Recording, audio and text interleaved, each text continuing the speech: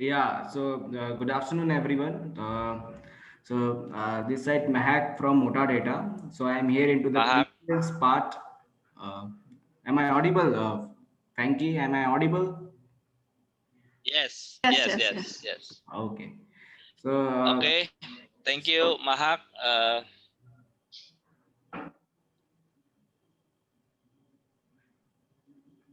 Oke, Bapak Ibu sekalian, saya akan memulai dengan satu slide terlebih dahulu untuk menyamakan beberapa hal persepsi tentang uh, metadata, khususnya solusi ITSM ya.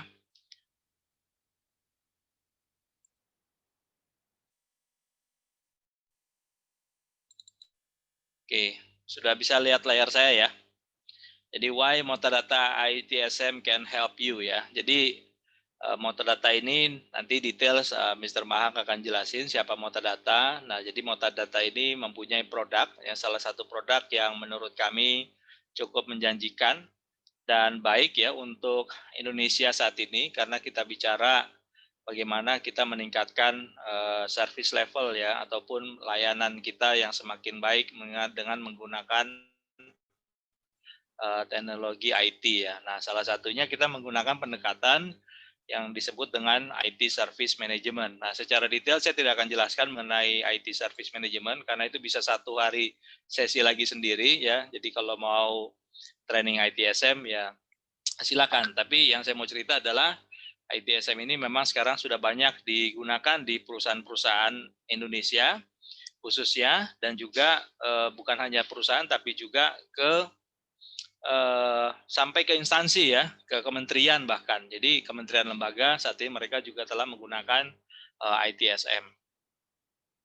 Oke, jadi ini ada rule sedikit yang nanti kita akan ikuti bersama ya. Jadi gunakan nama Zoom yang sesuai. Ya mungkin ada rekan-rekan sekalian yang nanti mau minta e-certificate ya. Jadi kita harapkan nama Zoom-nya ada karena di sini ada Mbak Putri yang monitor ini yang hadir siapa saja nanti di capture sama dia.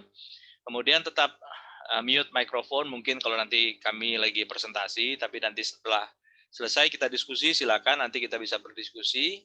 Kemudian mungkin Bapak Ibu yang memiliki keterbatasan bandwidth bisa mematikan videonya. Nanti apabila diminta untuk mengaktifkan video pada saat sesi tanya jawab ataupun foto ya nanti kita bisa aktifkan videonya. Mungkin untuk peserta yang tidak tertib, mohon maaf akan kami keluarkan dari Zoom meeting. Kemudian biasanya kita relay ke YouTube ya, event cerdas ya, tapi karena ini nanti kita upload saja setelah selesai event ini. Kemudian permintaan e-certificate nanti mungkin dikenakan biaya ya kecil lah, cuma 10.000 untuk pendataan ya. Mungkin perkenalan lagi, saya Vanki Christian, saat ini menjabat di Direktur PT Daya Cipta Mandiri Solusi yang merupakan partner dari Motadata. Kemudian ada beberapa aktivitas lain di asosiasi, mungkin Bapak Ibu rekan-rekan selama ini hadir di aktivitas itu. Kemudian ada juga kegiatan lain di PT Kota Cerdas Indonesia ini yang menjadi tempat Bapak Ibu rekan-rekan selama ini mendaftar untuk bisa ikut ya acara kita ya. Jadi saya bisa dikontak di LinkedIn ataupun di Twitter ya. Nah, jadi cerita sedikit tentang PT Daya Cipta Mandiri Solusi. Jadi kami establish dari tahun 2005 menjadi PT di 2007. Kemudian kami berfokus di IT Operation Management Tools ya. Salah satunya nanti adalah Motadata yang kita bahas pada siang kali ini. Nah, di Motadata kami menjadi partner dari ya. Kita sudah mulai mempromosikan tentang metadata di tahun 2019. Nah, kalau kita lihat dari solusi kami, kita ada solusi cloud dan monitoring. Nah, kalau kaitannya dengan metadata masuk ke segmen yang kami sebut dengan ITSM ya. Ada di monitoring ya, tapi kami juga banyak solusi yang lain ya. Berikutnya adalah ini kontak kami di kantor kami di Rancayu di daerah Pramuka Jakarta Timur. Kemudian ini kontak dari teman-teman yang lain yang bisa dikontak. Ada kontak saya juga apabila memerlukan bantuan dari tim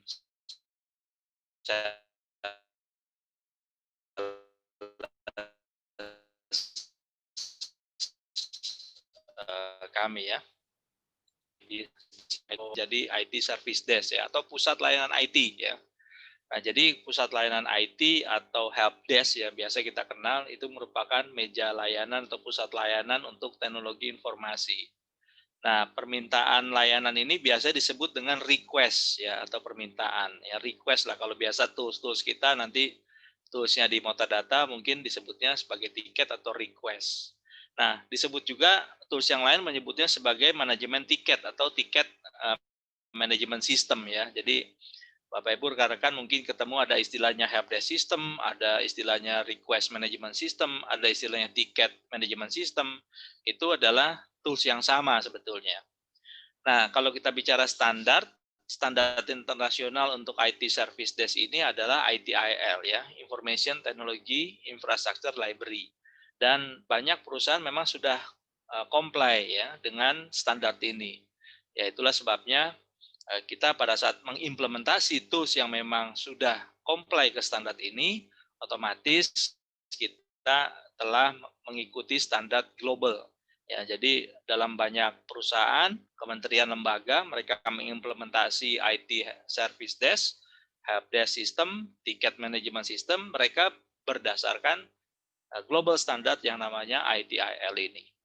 Nah, ITIL versi 3 itu berisi 26 proses, 4 function, tapi sudah keluar juga ITIL versi 4 yang berisi 34 proses. Nah, jadi sangat penting sekali tools yang kita gunakan ini memang sudah comply ke ITIL version 3 at least ya. Jadi minimum version 3. Jadi kalau kita lihat di sini ada yang namanya service strategy, service design, service transition, service operation. Di sini ada beberapa function yang mungkin kalau kita di IT akan banyak terkait dengan service operation ya. Jadi nanti fungsinya Motadata ITSM mereka menamakan produknya service op ya, jadi service operation. Kemudian ada juga continual service improvement. Jadi ini adalah service life cycle fase-fase dan proses yang ada di ITIL version 3 ya. Jadi tools manapun memang diharapkan comply dengan standarisasi ini. Ya, jadi ini juga sama gambarannya menunjukkan ada beberapa hal terkait dengan ITIL version 3 ya. Nah, kalau kita lihat fungsinya service desk ini apa sih? Ya, jadi yang pertama menyampaikan layanan ya.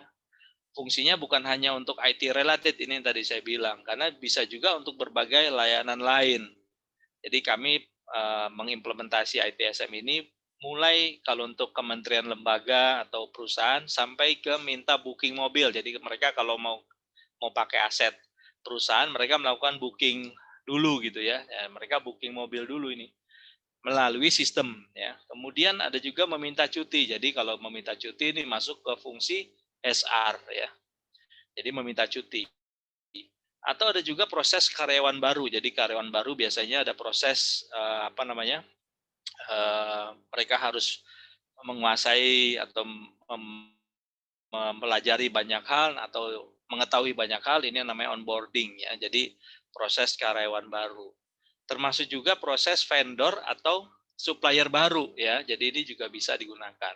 Kemudian permintaan data ya. Jadi request data, apapun yang namanya request permintaan ini bisa dihandle oleh si service desk. Kemudian permintaan manajemen. Jadi secara fungsi kita lihat fungsi service desk ini bukan hanya untuk IT related. Kalau IT related kan misalnya permintaan laptop baru, permintaan upgrade memori, permintaan support problem email, permintaan support problem printer gitu ya. Nah, itu kan terkait dengan IT. Nah, yang kita lihat bahwa fungsinya bukan hanya untuk IT related. Nah, itu dia sebabnya di beberapa produk mereka menyebut dirinya menjadi enterprise service management. Karena mereka bisa digunakan untuk berbagai layanan di perusahaan, di kementerian, di lembaga ya. Jadi service desk ini pun juga sudah banyak digunakan oleh banyak pihak. Nah, kalau kita lihat dari jenis-jenis service desk, ada yang namanya local service desk. Jadi ditempatkan dalam perusahaan, mungkin juga dibagi sesuai area. Jadi biasanya kalau perusahaannya besar, mereka bagi menjadi beberapa local service desk ya. Jadi teman-teman yang ada di perbankan ini biasanya tahu bahwa mereka membagi dirinya dalam beberapa area ya. Jadi area ini disupport oleh satu tempat service desk, ya, itu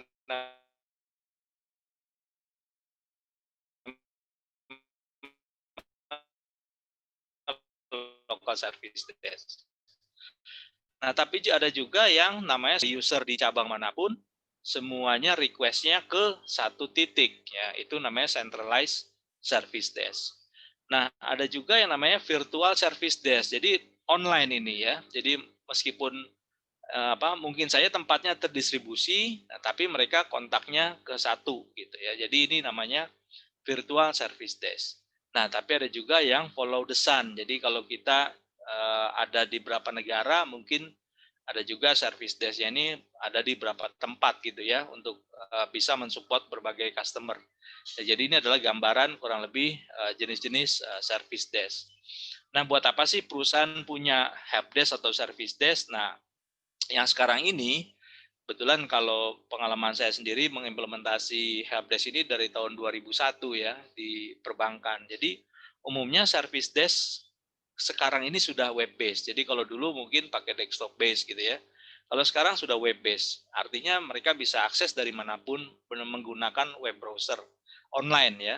Sehingga customer, partner ataupun siapapun user yang di dalam services ini bisa melaporkan, bisa melakukan request dari mana saja ya, baik via browser ya, portalnya atau bahkan ada application-nya. Jadi ada aplikasinya sendiri yang mereka bisa input di situ langsung. Kemudian biasanya dalam service desk itu akan menerapkan namanya service level agreement (SLA) ya.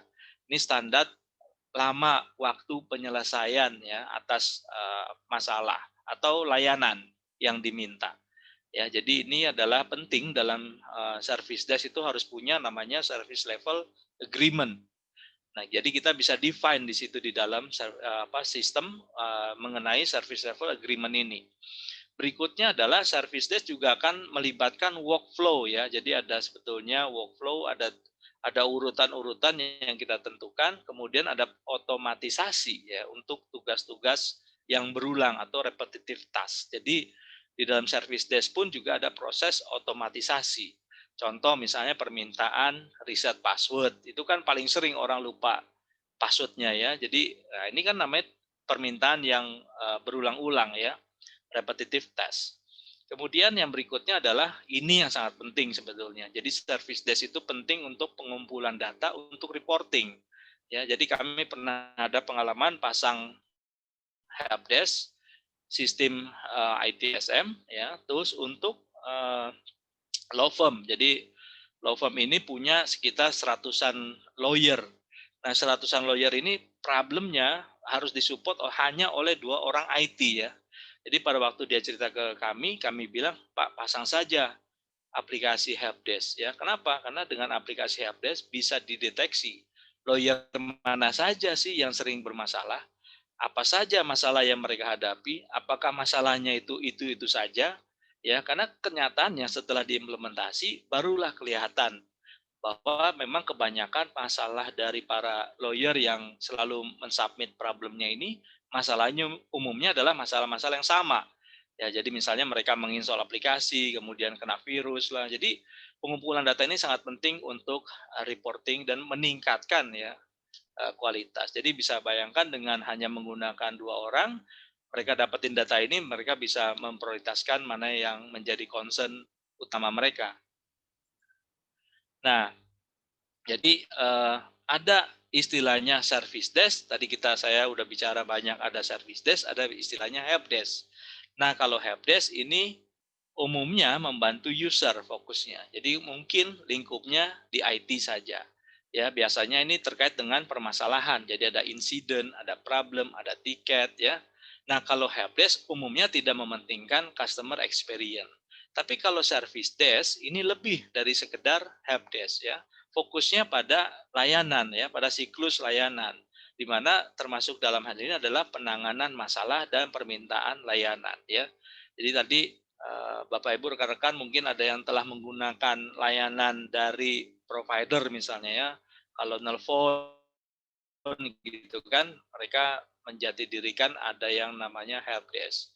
Tapi kalau misalnya sudah lintas ya, jadi lintas departemen, Nah, itulah mungkin yang namanya service desk ya. Jadi ini ada beberapa istilah yang mungkin kita akan semakin banyak lihat ya di kita ya sekarang ini. Nah,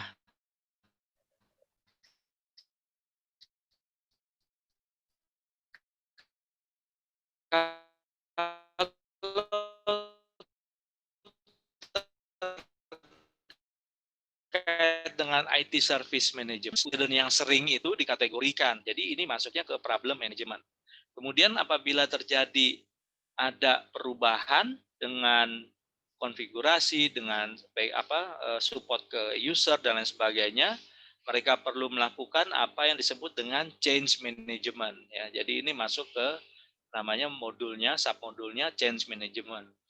Nah, ada juga yang terkait dengan misalnya database ataupun informasi-informasi yang sebagai user saya bisa akses gitu. Jadi saya nggak harus melulu tanya ke helpdesk agentnya, saya nggak harus melulu tanya ke teknisinya, tapi saya bisa baca sendiri. Nah, itu masuk ke dalam apa yang disebut dengan knowledge management. Nah, kemudian di dalamnya juga biasanya ada self-service portal ya. Jadi kita bisa akses sendiri, kita bisa ketik sendiri, kemudian cari informasi dan melaporkan informasi sampai memonitor ya tindak lanjut permasalahan yang kita laporkan. Kemudian service request ini permintaan layanan ya. Jadi masuknya ke dalam namanya service request. Nah, yang menarik memang nanti kita akan mengenal lagi istilahnya namanya integrasi dengan configuration management database atau CMDB. Nah, CMDB ini hubungannya nanti dengan apa yang disebut dengan aset. Nah, aset ini bisa IT aset, bisa non-IT aset. Nah, IT aset apa sih? Laptop kita itu IT aset, ya. Ada apa namanya komponennya, ada IP-nya. Nah, itu IT aset. Tapi kursi, ya, meja itu bisa juga dianggap sebagai aset, tapi dia bukan IT aset ya, dia namanya non-IT aset.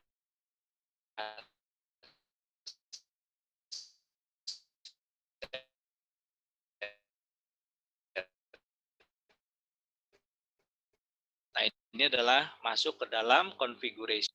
Nah, kategorisasi ya. Jadi mereka melakukan kategori tiket permasalahan. Jadi permasalahan misalnya banyak muncul terkait dengan virus di user gitu ya. Jadi dikelompokkanlah tiket-tiket yang terkait dengan permasalahan ini dalam satu kelompok sendiri ya. Ini pengkategorian. Kemudian apa yang dilakukan dengan problem terkait dengan antivirus misalnya ya. Jadi misalnya otomatis tunjuk teknisi atau istilahnya namanya auto assign. Ya, jadi misalnya kalau ada problem terkait dengan laptop ataupun laptopnya direksi misalnya. Jadi sudah otomatis diassign ke teknisi A misalnya. Jadi otomatis tunjuk teknisi ya atau namanya auto assign di sistem. Kemudian juga bisa menyetujui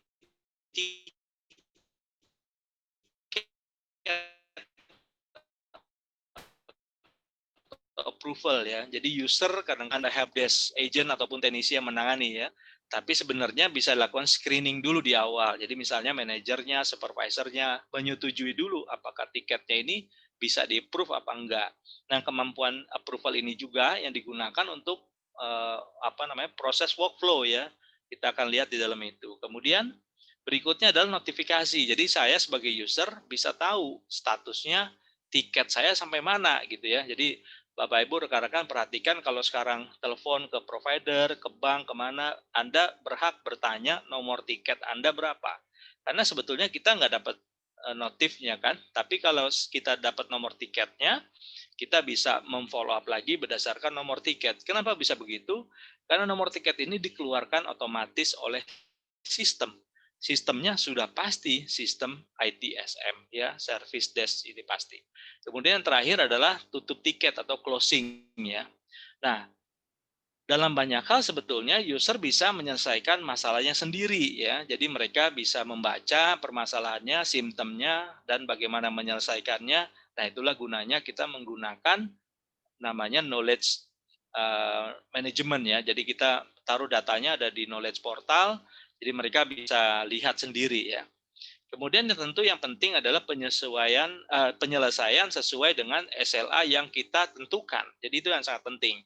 Ya, jadi kita misalnya kalau problem A ini harus selesai dalam waktu 3 jam misalnya seperti itu, atau dalam waktu sekian lama. Jadi ini yang akan dimonitor secara terus-menerus dengan menggunakan sistem service desk. Nah, ini gambaran dari support portalnya ya, kita bisa lihat metadata service op ya. Di sini kita bisa melakukan kustomisasi, kemudian kita bisa melakukan dedicated automation, workflow, SLA, skenario, approval, dan juga task ya. Jadi Bapak Ibu lihat rekan-rekan sekalian, ini layanan-layanan yang tidak berhubungan melulu dengan IT ya, contoh travel booking. Jadi mereka mau bepergian luar kota, jadi mereka melakukan request service travel booking ya. Jadi mereka pesan travel booking di sini, kemudian mungkin ada orang yang menindaklanjuti dengan melakukan pemesanan tiket dan lain sebagainya. Jadi yang seperti itu bisa dilakukan. Kemudian reimbursement, jadi bisa juga kalau ada pemakaian dana, misalnya mereka mau klaim, mereka bisa attach, kemudian dia submit dokumennya ke admin, nanti admin approve, baru diproses oleh finance ya. Jadi sebenarnya banyak hal yang kita bisa buat dengan ITSM, khususnya produk kali ini kita akan bahas adalah metadata ya. Oke, dari saya itu adalah presentasi singkatnya. Ya, jadi saya lanjutkan dengan Mahak. Mahak will share more detail about the metadata service op ya. Oke, Mahak, please share your screen. Thank you, Frankie, for the presentation. So that was a very informative presentation. So carrying it further, I'll just present the live demo of the product. So I'll be just sharing my screen and we'll just have a quick look and feel of the product. Okay, so let me just share my screen. Sharing caption.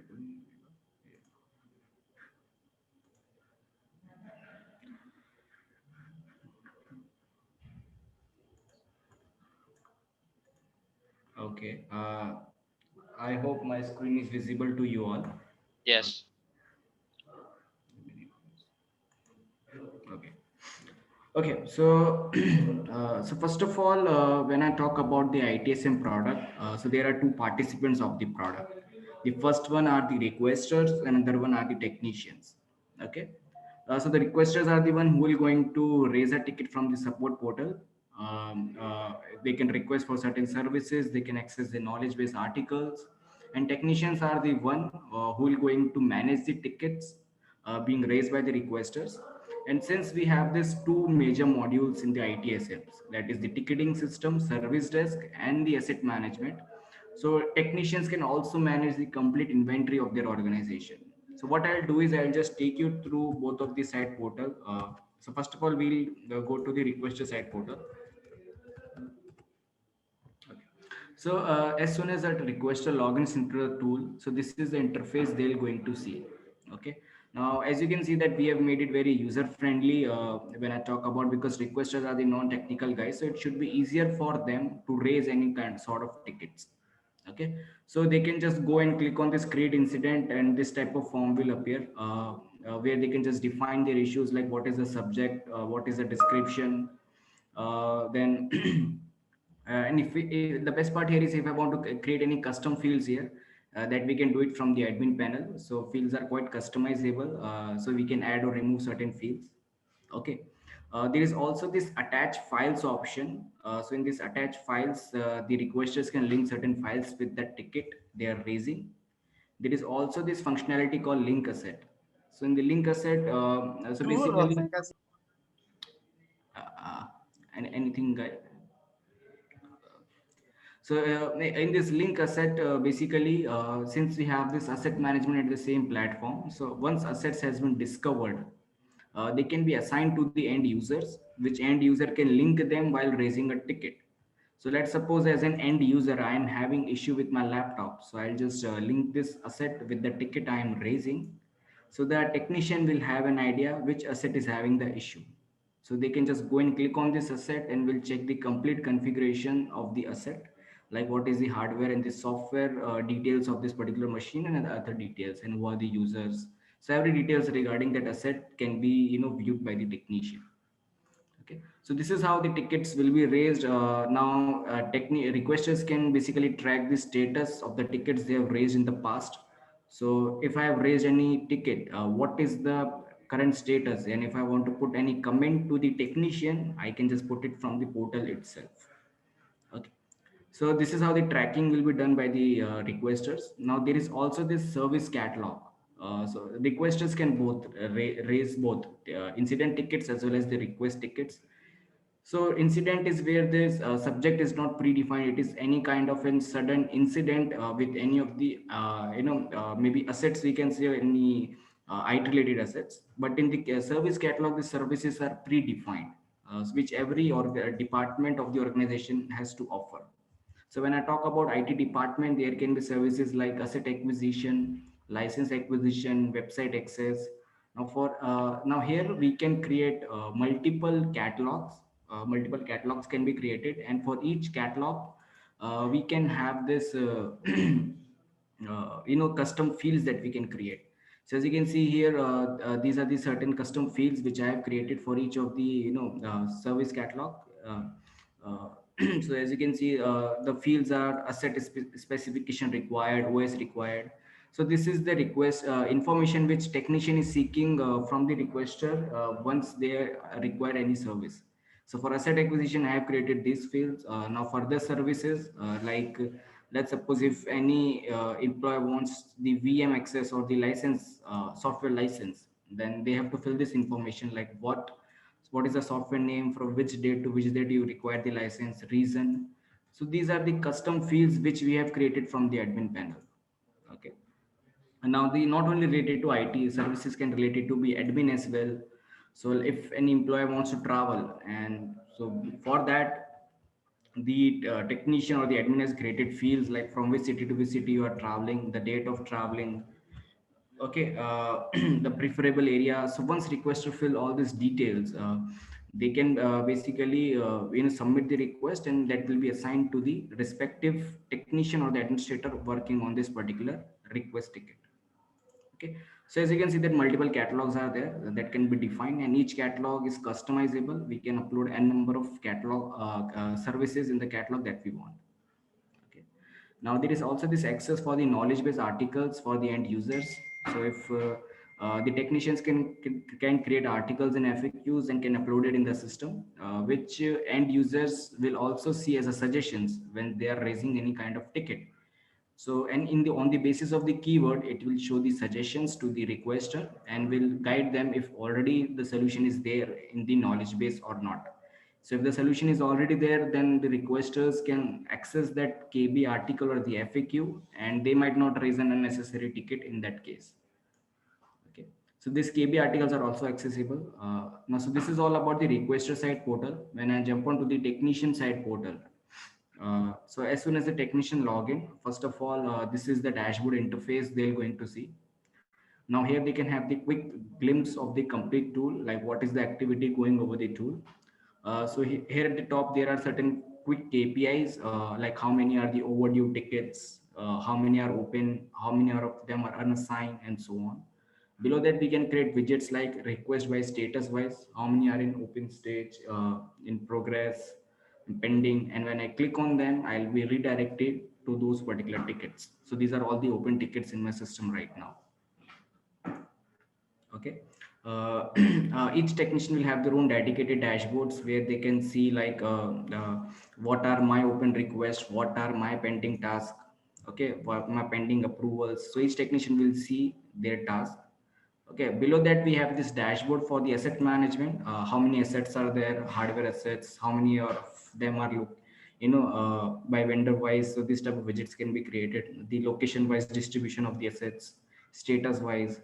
So this dashboard is basically also quite customizable. So if I want, I can create custom widgets here. So out of the box, we are already providing a lot of KPIs and the widgets already in the system out of the box. But if you want to create any custom widgets, then we can create it We just have to select the data, what data we want to see over the x-axis, y-axis, what visualizations we want, and for which module I want to create this particular widget. And if I want to filter out certain details, I can also filter out. So let's suppose we want to filter data as per the department wise, location wise. So those filters can be applied here. Okay. So this is how the dashboards will be customized. Now, there are multiple ways by which a ticket can be raised. So first one is the email to ticket. That So if what we can do here is we can configure the service desk mail ID, and the technician or a requester who will be who will send an email to that particular mail ID, it will raise a ticket automatically for that. So that email will be converted to a ticket. The other way that we discussed was the support portal. The requesters can log into their portal and can raise a ticket. uh, Also, we have our own mobile application as well. So requesters can log in into their mobile app, which is available over the Android as well as the iOS platform, and they can raise the ticket from there. Okay, so these are the multiple ways by which a ticket can be raised. Okay, now once the ticket has been raised, and if we so all the tickets that has been raised by the requesters will be listed here. So as you can see, these are all the tickets being raised. Okay, now if I want to assign this ticket to one of my technician, I can do it either manually or automatically. So in the manual assignment, when I click on assign, this drop down list of all the technicians will be there that are there over the tool. Okay, now we can also see that each technician has been color coded here like red, yellow and green. So this color coding is indicating the level of workload they are having right now. So red is the maximum one, yellow is the moderate workload, and green is the technician. The green one are the technicians having the minimum workload. So the system is calculating this workload on the basis of the tickets they are already working upon, as well as the priority of those tickets. So I can assign the ticket to the most available technician as per the color coding. Now, if I want to automate this process, I can just enable the smart balance in the automation. So this smart balance will automatically assign the tickets to the respective technicians on the basis of their workload. Okay. Now let's suppose we are having multiple departments or multiple technician groups for networking, databases, servers. So if a networking ticket is raised, the system will identify like which is the technician most available in that networking group and will assign the ticket to that particular technician automatically. Similarly, for the database also, we can do that. I think there is one question. Okay, so this smart balance is there. Now we can also send the tickets on the basis of the workflows. So basically in the workflows, what we can do is we can just define certain conditions, and basis on that, what action we want to trigger, that we can define. So like here, one of the example is when incident is created, whenever a ticket is being created, here I have defined one of the event, and the condition of that ticket is if category is servers and priority is high. So basically we can associate these categories with the ticket as well. We can customize these categories. We can put multiple condition here. And if that condition is matched, I want that ticket to be assigned to, let's suppose, Ashish. So Ashish is the technician who is taking care of servers with higher priority. So whenever such ticket will be raised, it will be auto assigned to Ashish. So not only assigning of ticket, we can trigger another actions as well, like send an email.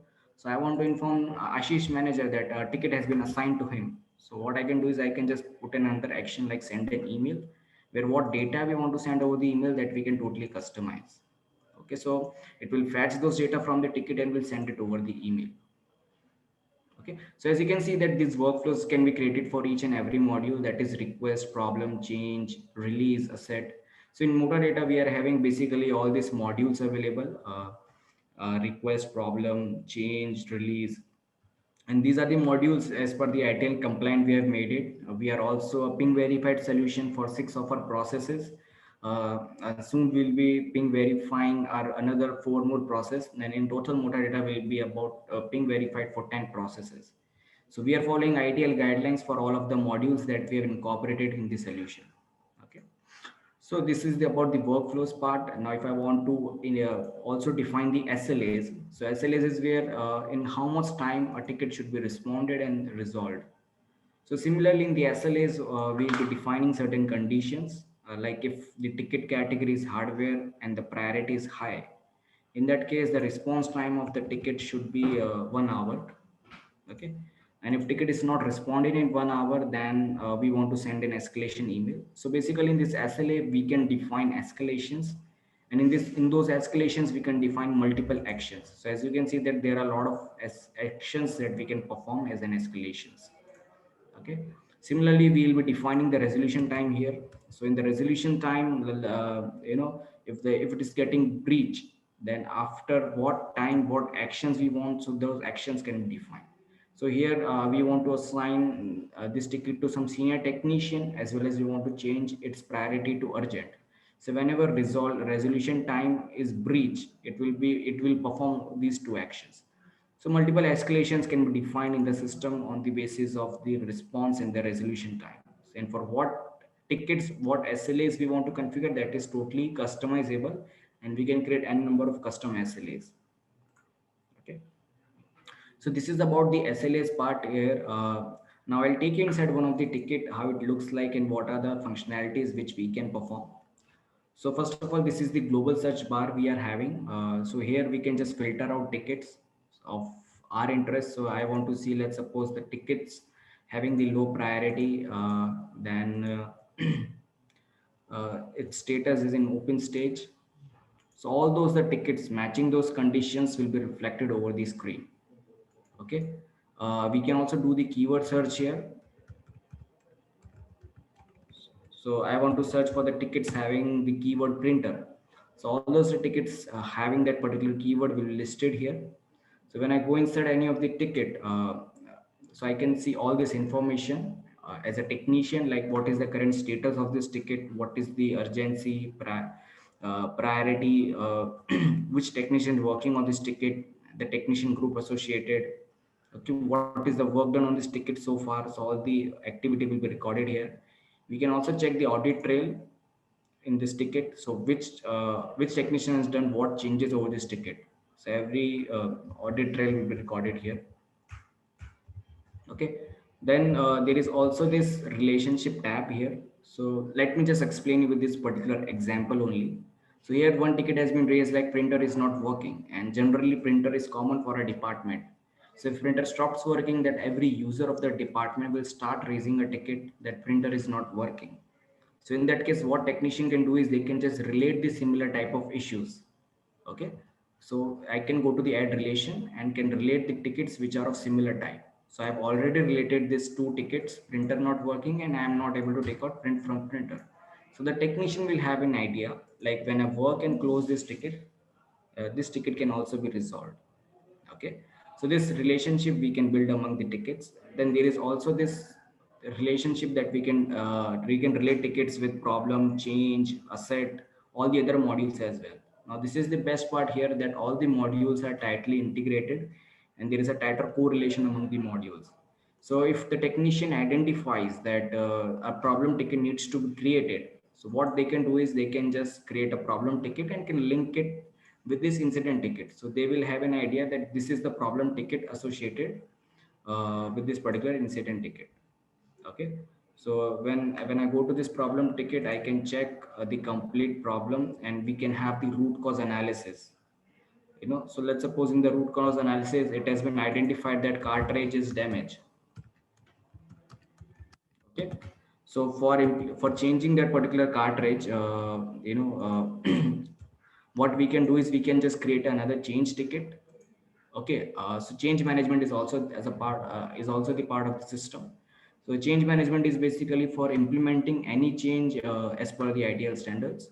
So so the technician implementing those particular change will go to this proper flow. Like first the submission of the data will be there, the planning stage, then the approval stage.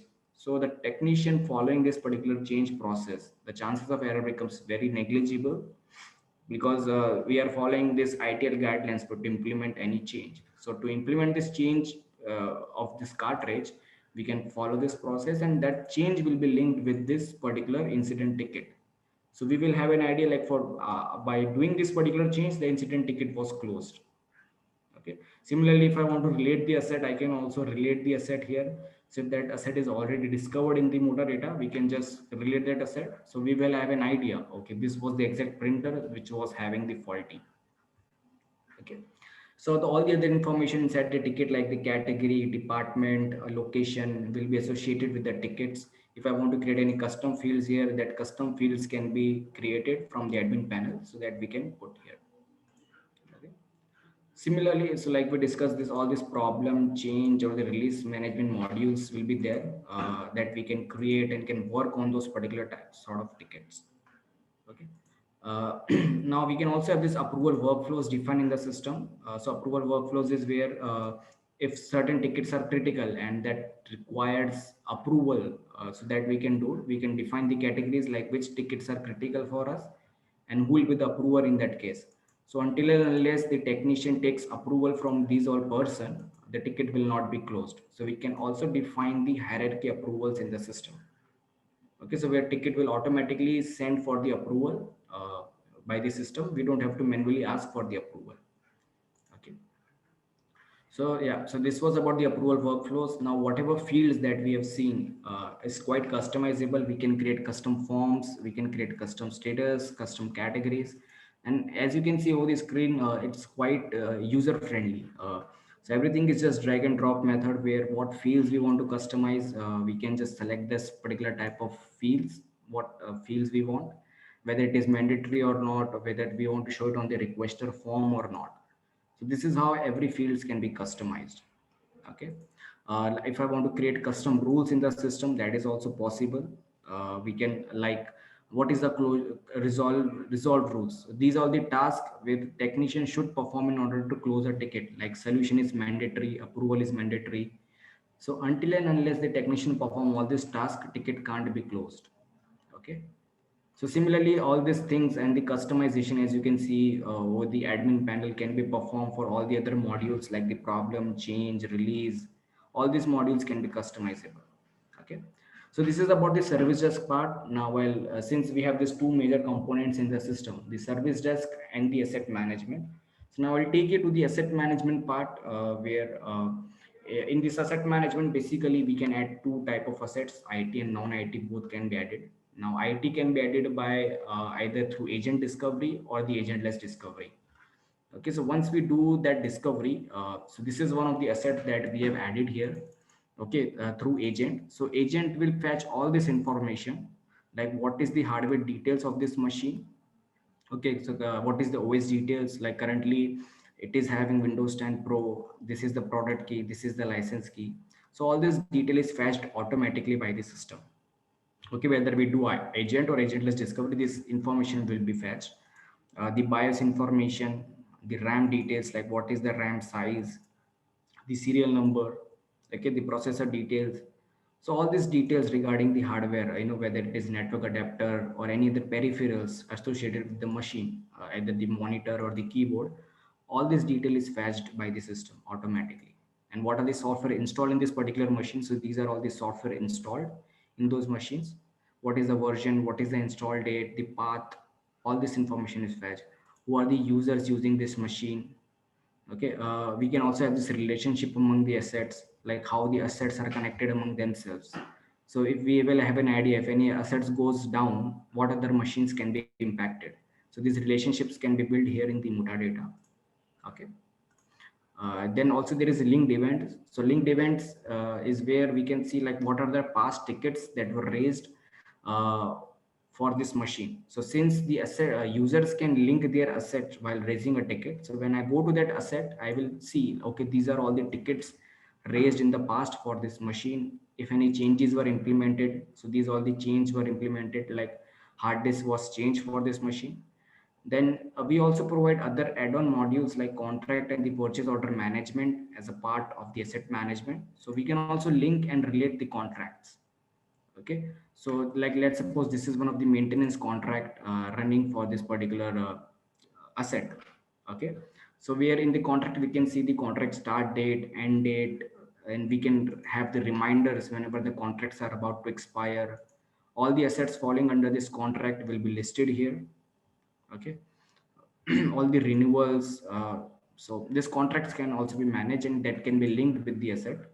Same if we have any purchase order related to this asset, we can just create those purchase order and can link it with the asset. So in the purchase order, you can see that all the details will be there, like at what cost it was, bought, and when, what was the shipping address, billing address. So the complete purchase life cycle can be managed, and that can be linked with the asset. So basically, we can track the complete asset life cycle, that is from the day of the procurement to the end of its life. Okay. So, and also if I want to associate barcodes and the QR codes with the asset, that we can also do. So system is capable of generating the barcodes and the QR codes, where we can take out print of these barcodes. And once we take out print, then technician have their own mobile application, where they can manage the tickets and can manage the assets. So once they scan those barcodes through the mobile application, they'll able to see complete details of this asset. Whatever that we are seeing over the web portal can be viewed over the mobile application. Okay, so these barcodes and the QR codes can be generated by the system. And if I want to take the remote desktop of this machine, I can also take the remote desktop, if that machine is discovered by the agent. So if the technician wants to troubleshoot this machine, they can just take the remote desktop. Okay, there are other quite more good functionalities like the software license and the software metering. So in this software metering, basically, let's suppose we are having certain paid softwares in the organization, and we want to monitor like how much time the software was used, because for those softwares we are paying, the license is costly. And if any users are using that software, we want to track down the time they have used. So what we can do is we can configure the meter for them, and it will give an idea like on which day how much time the software was used. So let's suppose we have bought license for Adobe, and we really want to check that whether users are using it or not. And if users are not using it, we can just take away the license for them from them and can assign it to some users which really require those particular softwares. Okay, so it can give us the individual user wise data as well as consolidated data will also be there. Okay, so this software metering is one of the nice feature, and this is the metadata, one of the USP that we can say which no other competitors provide. Okay, we can also manage the software license in the system. So in this software license, like how many license we have procured, in how many machines those license has been installed, which are the authorized persons to use those particular license. We can allocate this license to the machines from the system itself. And if any other users installing that software apart from the allocation, the system will send an alert notification that unauthorized installation has been found. Okay, so all this data will be fetched. After all this data, since a lot of data has been generated in the system, so all this data can be converted into the meaningful reports. Okay, so reporting model is quite customizable. So a lot of out of the box standard reports we provide as per the industry standards. But if I want to create any custom reports, it's very easy to create custom reports here. So basically, we just have to select the fields, what fields we want to see over the reports, and that we can see. So basically, we can just select the time frame, from which date to which date I want to see the data in the report. Okay, so we can include the graphs in the report. We can select the fields, what fields you want to see in the report. So whatever fields that we want to see in the reports, we can just select them as a custom fields, and that fields will be reflected in the reports. Okay, so this is how the reports are customizable. So this this is for the service desk. And similarly, if I want to take out reports for the asset management, that is also possible. We can create custom reports here. So like this, one of the report I have already created is for the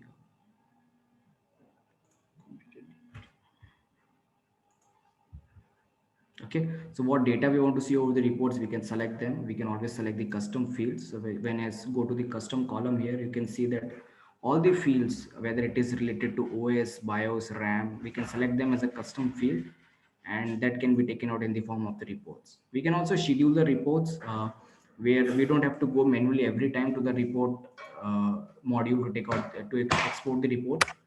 uh, we can just create a scheduler where on the either on a daily, weekly, or monthly basis, and basis on that, system will automatically send the report to the mail ID that we define here. Okay. So this reporting module will also be there, and there are other, definitely a lot other things that are there in the tool which can't be covered in the single session. But that is overall an overview I would like to give about the tool, where I have covered majority of the modules and the functionalities that we are having. So thank you. I think this is all from my side in the demonstration part I would like to cover. We can maybe move ahead either with question and answer session. Okay, thank you Mahak Goyal from the Motadata ya. For the demo and presentation about the Motadata ITSM. Oke, baik Bapak Ibu, rekan-rekan sekalian, silakan apabila mau ada yang bertanya. Tadi sudah ada Pak Imam nih yang bertanya ya. Saya bacakan pertanyaannya ya. Mahak, there's a question from Mr. Imam ya. Yeah. The question is Motadata already have the integration capability through API and pop-up features?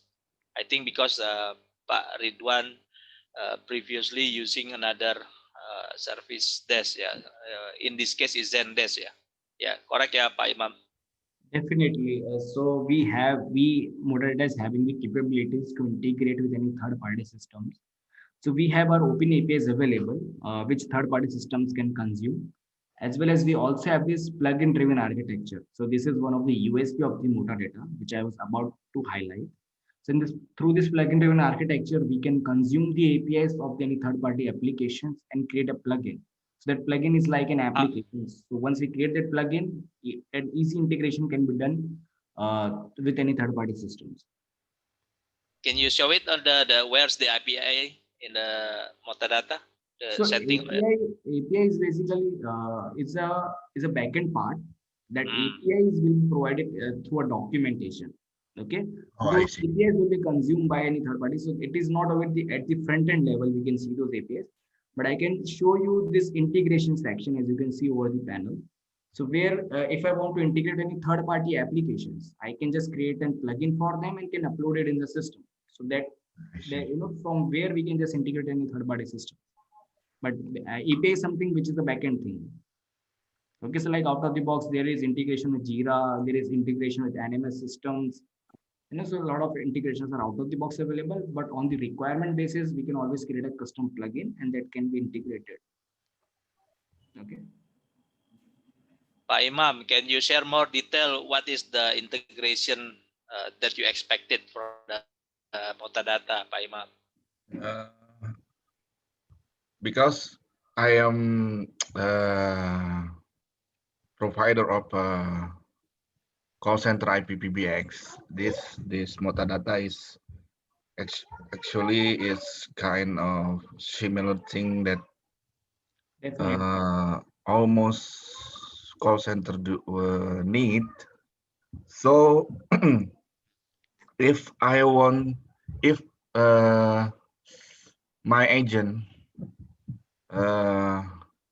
receives a call, right, then the Motadata, if the agent answer the call, and Motadata will show up in the web interface.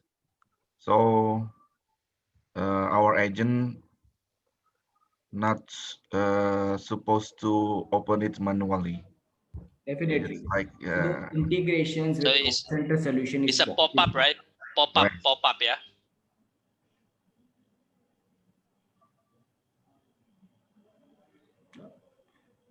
So Mahak, what Pak Imam said is if someone else if the users call and then there's a pop-up, pop-up screen, yeah, correct, yeah, Pak Imam, yeah. So those integrations can be achieved with the call center solutions. Now here, what are the different use cases? Accordingly, the APIs will be there and we can have the integration. So integration we have done with a lot of other solutions. So integration is never a challenge because since we have this open, plugin driven architecture. Okay, so that will not be a challenge. Okay. Oke, menjawab ya Pak Imam. Ya. Terima Ya. kasih pertanyaannya. Anda berhak dapat topi keren kami. Oke. Silakan Bapak Ibu, rekan-rekan yang lain silakan apabila ada pertanyaan bahasa Indonesia nggak apa-apa, nanti saya bantu translatekan untuk kita semua. Silakan. Ada lagi yang mau bertanya terkait dengan ini produk ITSM Metadata? Baru satu nih dari jatah 5. Silakan, ada lagi? Bisa lewat chat, bisa juga lewat ini ya, bisa lewat langsung. Silakan Bapak Ibu rekan-rekan, ada yang mau bertanya. Jadi solusi ITSM dari produk Metadata ini diharapkan memang bisa membantu tempat Bapak Ibu. Mahak, I think you stop the screen first. Sorry? Yeah, otherwise I can see all your chat. Okay. I'll do. Oke, ya. Silakan Bapak Ibu sekalian, ada pertanyaan buat kita bahas di sini. Jadi seperti yang disampaikan di awal ya, jadi produk Metadata ini bisa digunakan untuk berbagai kebutuhan di tempat Bapak Ibu sekalian. Secara instalasi memang bisa langsung Bapak Ibu download di metadata.com. Nanti apabila ada kendala bisa kontak ke tim kami untuk mendapatkan support ya, atau dukungan atau bantuan instalasi ya. Sistemnya sendiri udah bundling, jadi dia Linux based ya. Jadi dengan mudah kita bisa pasang di server, kemudian nanti user bisa mengakses ke sana ya. Silakan Bapak Ibu, rekan-rekan sekalian, ada lagi pertanyaan untuk kita bahas? Silakan, apakah ada lagi pertanyaan?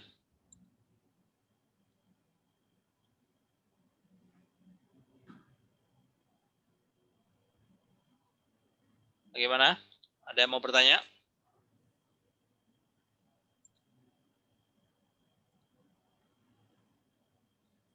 Oke, kalau misalnya tidak ada untuk pertanyaan, kita closing ya sesi kita sore kali ini. Jadi atas nama PT Daya Cipta Mandiri Solusi, atas nama Metadata ya, jadi kami mengucapkan terima kasih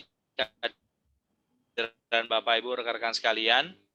Silakan apabila berkenan videonya bisa dihidupkan, kita taking picture bersama dulu ya.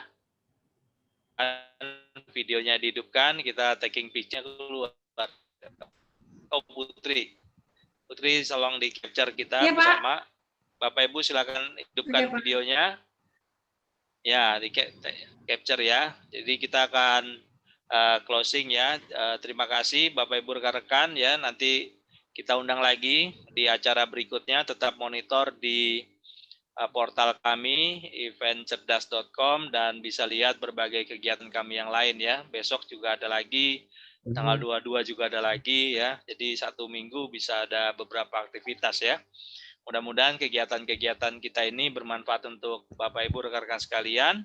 Udah taking picture-nya ya. Jadi kita akan lanjutkan dengan sesi yang lain nanti di kegiatan yang lain ya. Kami nantikan tetap kehadiran Bapak Ibu rekan-rekan sekalian. Terima kasih ya, tetap sehat, tetap semangat ya.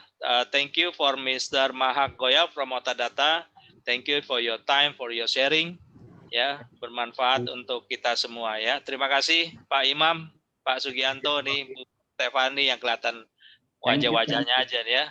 Silakan kalau ada kontak, ada keperluan kontak ke tim kami, ada Novilia di sini yang bisa siap membantu. Tadi ada informasi kontaknya. Videonya juga akan kami update juga di di YouTube kita ya, di YouTube Daya Cipta Mandiri dan YouTube Event Cerdas. Terima kasih. Tetap sehat, tetap semangat semua. Mas Imam terima kasih. Pak Sugianto, terima kasih, ya yang Pak lain Fendi. rekan semua, Pak Riza. Semua. Terima kasih. Sampai jumpa. Ya. Thank you Mahak. See you again. Thank you. Yeah, thank you all.